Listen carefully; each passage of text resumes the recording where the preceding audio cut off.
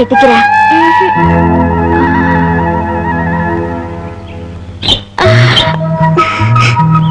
చిలక కావాలా?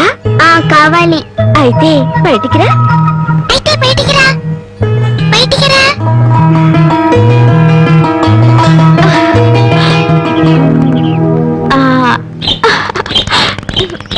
అది సరే కాని నీ పేరేంటి? తులసి. అలాగా. ఆయన నీకేమవుతారు? మా నాన్న.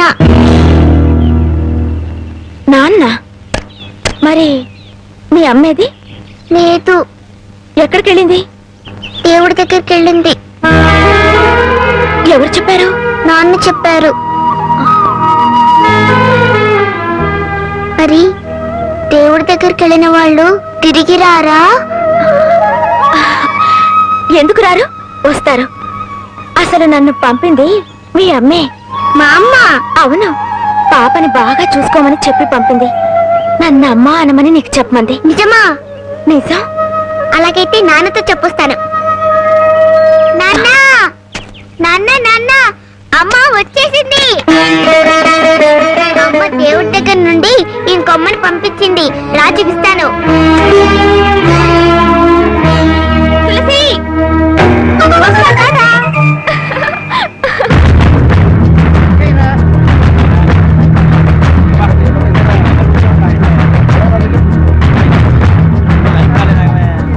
తులసి, మీ అమ్మను చంపిన వాడు వీళ్ళలో ఉన్నాడేమో చూడమ్మా. లేడు.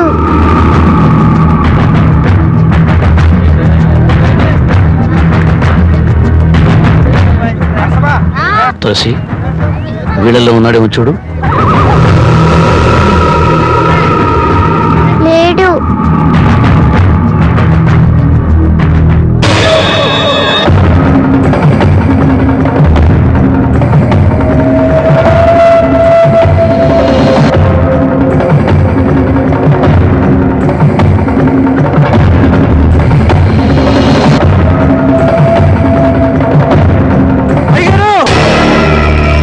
అయ్యగారు, అయ్యగారు, రాంబాబు గారు ఈ ఊర్లోనే తిరుగుతున్నాడు.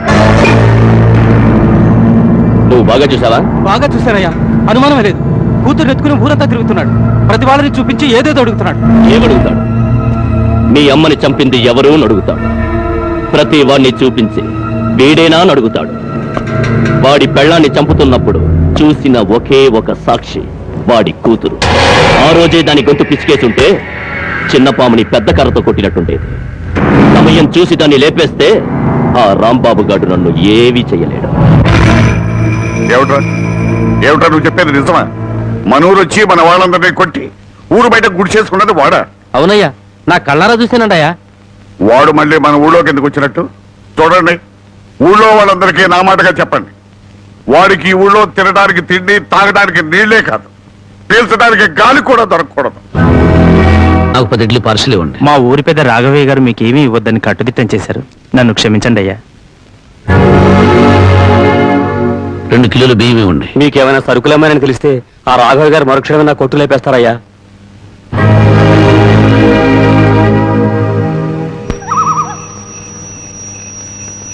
మా ఊరి పెద్ద రాఘవయ్య గారు మీకేమీ ఇవ్వద్దని కట్టుదిట్టం చేశారు. నన్ను క్షమించండి అయ్యా.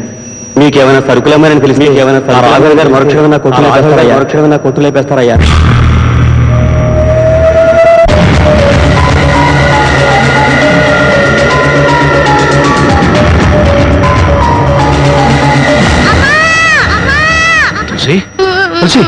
ఏంటమ్మా, ఏమైందమ్మా? ఏమైంది? ఎందుకు ఏడుస్తున్నావమ్మా? చెప్పమ్మా. ఇంకోనమ్మా కావాలి.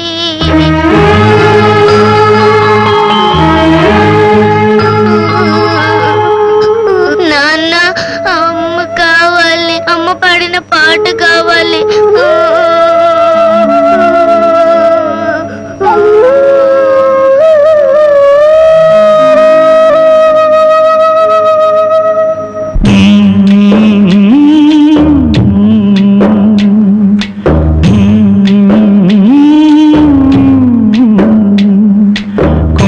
కోన పాలైన సీతమ్మ మదిలోన కోపమేల రాలేదు రామయ్య పైన.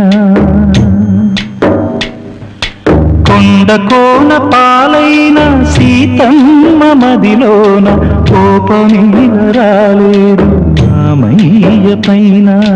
సీత సర్వము రామ పాదము రామచంద్రుడే సీత ప్రాణము ఆ రామయ్య సీతమ్మ అనురాగ బంధం ఎంత మధురము.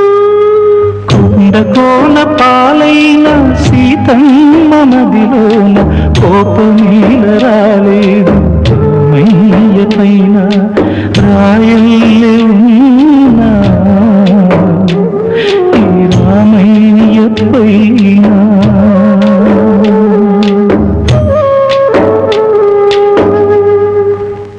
ఆపేసామి పాడు. పాట పాడితే మనసు చల్లబడుతుంది కానీ కడుపు చల్లబడుతుందా?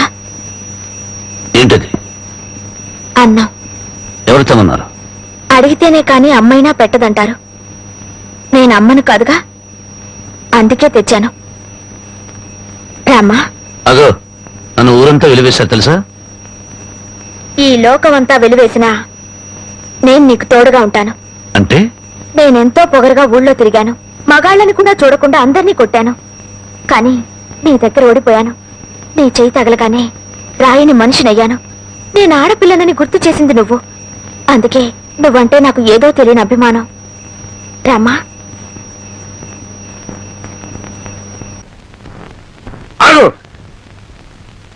ఎక్కడికి వెళ్ళొస్తున్నావు? ఊరంతా కలిసి వెలివేశారే రాంబాబు, అతనింటికి వెళ్ళొస్తున్నాను. నీకు బుద్ధి ఉందా? వాడిని వెలివేయమందే నేను. తెలుసు. ఒక మనిషిని చంపొచ్చు కానీ ఆఖరితో మాత్రం చంపకూడదు. ఊరందరికీ లేని అభిమానం నీకెందుకే? అతనంటే నాకు ఇష్టం. కూర్చో. ఏమండి, ఆగండి. ఎందుకంత ఆవేశం? నేను నరికేవతో మారేస్తాను. మీరేమైనా చేసుకోండి, నా మనసులో మాట చెప్పాను. చెబుతావే, ఎందుకు చెప్పు? అసలు వాడెవడేమిటో నీకు తెలుసా? తెలియదు. మీ అక్క చావుకి కారణం ఎవరో కాదు, వాడే. నేను మీ అక్కను చెప్పానా? ఎవడా మాట చెప్పింది? మా నాన్న. ఎవరు మీ నాన్న? రాఘవయ్య. నువ్వు రాఘవే కూతురు. ఈ సంగతి ముందే తెలుసుంటే దగ్గర కూడా రానిచ్చేవాడి కాదు, నీ ముఖం కూడా చూసేవాడి కాదు. వెళ్ళి నుంచి. ఏ మా నాన్న నీకన్నా దుర్మార్గుడా? అవును. డబ్బుందన్న మదంతో, అంతస్తులున్నాయన అహంతో మీ అక్క మనసుని, మంచితనాన్ని అర్థం చేసుకోలేకపోయాడు మీ నాన్న. గుండెల్లో దాచుకోవాల్సిన కూతుర్ని నడిరోడ్డు మీదకి విసిరేశాడు. నేను నమ్మను. నేరం మా నాన్న మీద తోసి తప్పించుకోవాలని చూస్తున్నావా? నీ మనసులో ఏ కుట్ర లేకపోతే మళ్ళీ ఈ ఊరెందుకు వచ్చావు? ఎవరి మీద పగ తీర్చుకోవాలని వచ్చావు? నా మీద, మా నాన్న మీద, లేకపోతే మా కుటుంబం మీద?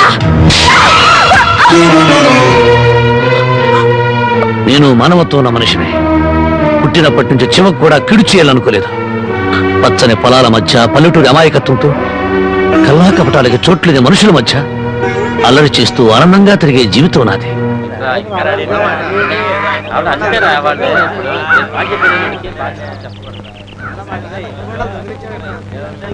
మనం అంతా వచ్చి గంట అయింది, ఇంకా పెద్ద ఆయన రాలేదే?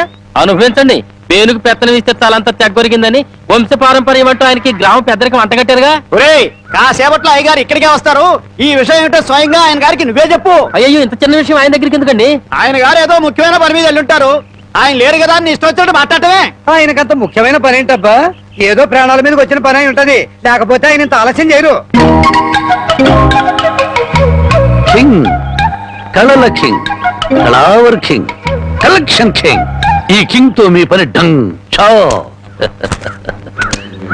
ఏమండి ఇవ్వండి ఇవ్వండి. అన్నా అన్నా అన్నా అన్నా, నీకోసం పంచాయతీలో ఎదురు చూస్తున్నారన్నా. కార్డు షో కౌంట్ లో కానిస్టేబుల్ లాగా ఇప్పుడే వచ్చావా? ఊరి జనం అంతా కలిసి నిన్ను ఊరి పెద్దం చేశారు చూసావా? గంట సేపు ప్రశాంతంగా కూర్చొని పేకాడడానికి కుదరట్లేదు. అందుకే నేను ఇట్లాంటి పొలవులు ఒప్పుకోను. ఒప్పుకుంటే మాత్రం నీకెవరిస్తారు మామ? పరాయివాడి పడగదిలోకి తుంగి చూసే కంత్రి వేధవ. ఇలా తుంగి చూడ్డాలు, ఉంగి చూడ్డాలు నా దగ్గర కుదరవు. టైం అయింది రా అన్నా. అన్నా, ఈ కార్డు ఎవరు వేశారు? నేనే. రా అన్నా. ఛీ! ఆ కార్డు తీసుకుంటే షో అయిపోయింది. నీ మూలంగా పేకలో కార్డు అన్నా, రా. తీసుకురా. ఏంటండి గోలా? కొట్టన్నా. కొట్టన్నా. కౌంట్ ఇచ్చాను. కౌంట్ పద. చక్కరివాడే అప్పయ్యంత చక్కనివాడే అల్లరి చూడే ఎత్తుకొచ్చి హత్తుకున్నాడే. మీ మిసమి సమాధానుడి మెరుపులతో తడి పొడి సొగసుల పని పడక ముద్దంటే మోజు లేదు ఉద్దేశం లేనే లేదు అంటూనే కప్పముంచాడే అసల రవ్వల పైట పిచ్చి పుట్టిందే పిల్ల